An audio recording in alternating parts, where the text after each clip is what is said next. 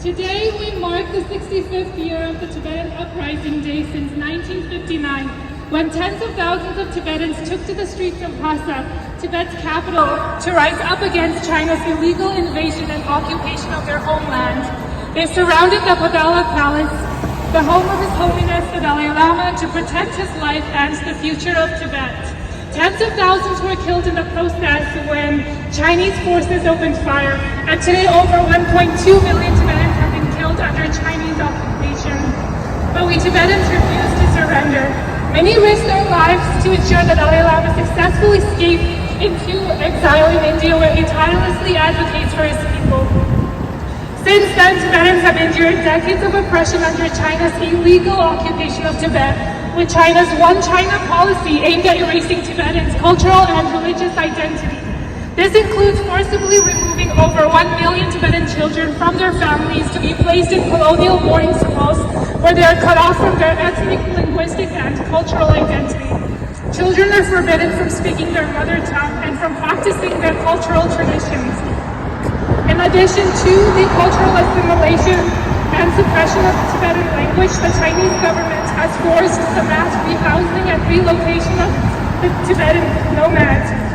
They have also harvested millions of Tibetan DNAs of Tibetans across Tibet, has destructed over 6,000 sacred monasteries, and has ravaged Tibet's natural environments through large-scale mining, through the construction of dams,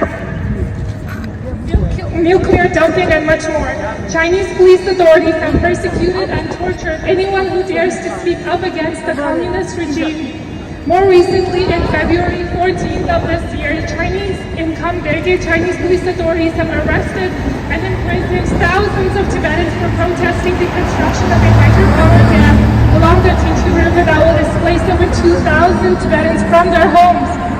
The massive dam will not only destroy 2 local villages of Upper Wanto and Shiba, but also 6 monasteries, including Dalwante, Yena, Kartho, Rape, Konsa, and Dashikomba, and severely ravage Tibet's natural environment. This is all without consulting with the Tibetans of their gift.